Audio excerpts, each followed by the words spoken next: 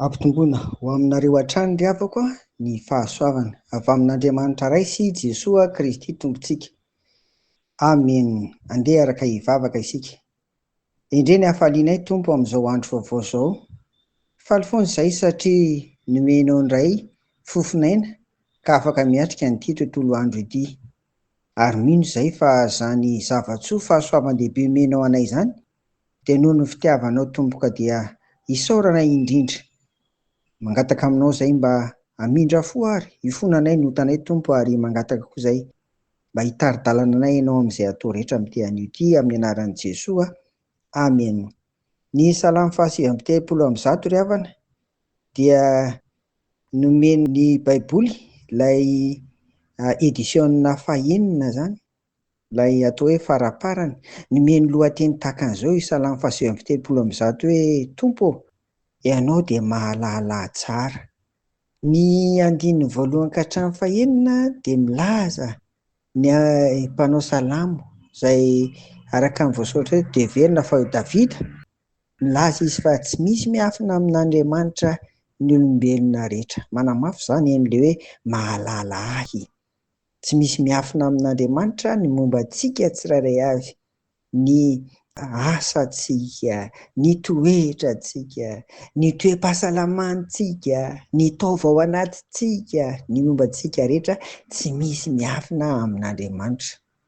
Ny andininy 7 ka hatramin'ny 12 indray dia milaza fa na aiza misy ny olona, na aiza alehany sy ataony dia manatrika azy foana ny fanahy. Eto na dia any amin'izay heverina hoe tsy taka-maso aza, eto dia ambarany hoe any an-danitra, na any amin'ny fiainany tsy hita ihany koa no any fitoerany maty tsy taka-maso izany. Maika moa fa raha ny hita amin'ny maso dia ambarany eto fa dia atrehan'ilay fanahy ary dia hitan'ilay fanahy avokoa. Ary ny tena mampiheritreritra ho anahy manokana dia ambarany ho tahaka ny olombelona mihitsy izy io eo amin'ny andininy 10 hoe dia mbola entin'ny tananao ihany aho na dia any aza. Ndao nge ho vakiantsika ry havako ny andininy 7 ka hatramin'ny 10 amin'ity Salamo 130 amin'zato ity. Amin'ny anaran'i Jesoa. Aiza no ialako amin'ny fanahinao, aiza no antosorako tsy eo anatrehanao, na dia miakatra any an-danitra aho dia any ianao, ary na dia manao ny fiaina tsy hita ho fandriako aho, indro any ianao, na dia maka ny helatry ny maraina aho mba hitoetra ny aparan'ny ranomasina dia mbola entin'ny tananao ihany aho, na dia any aza sy azon'ny tananao ankavanana. Amen.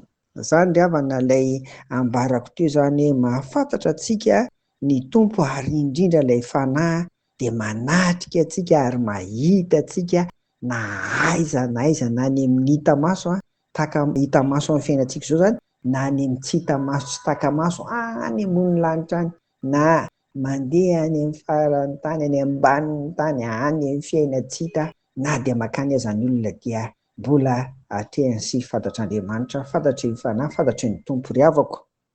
Inona no hafatra ampitaina ao anatin'izany? Zava-dehibe izany satria izao amin'ny fiainantsika dia miasa foana izany Andriamanitra ary dia mahita antsika. Dia ilay teneniko teo hoe mahalala anao Andriamanitra, mahalala ny atsipiriam-piainanao, mahalala ny atsipirian'ny toe-batanao, mahalala ny atsipirian'ny mombanao. Izay izany Andriamanitra. Ary faharoa, manatrika ianao n'aiza n'aiza, tsy mahafoy ianao.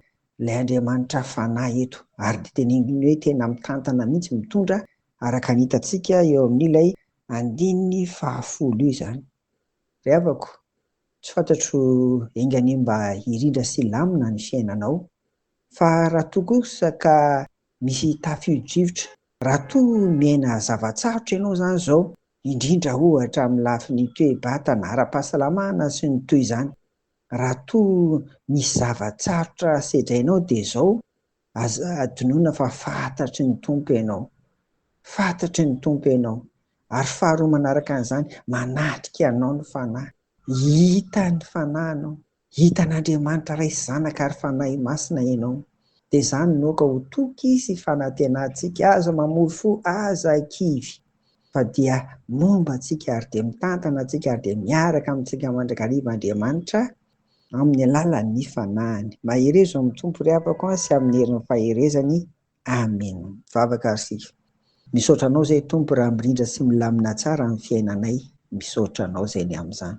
Fara kosa ny mifanohitra amin'izay satria mandalo aretina, tsy fahasalamana, olana saribahana, mety ho tsy fisiana koa ary fahasahiranana ara-bola sy ny sisa. Dia misaotra nefa fa mahalalana ianao. Ary faharoa manaraka an'izay dia misaotra fa ny fanahinao dia manatrika anay dia mahita anay ihany koa.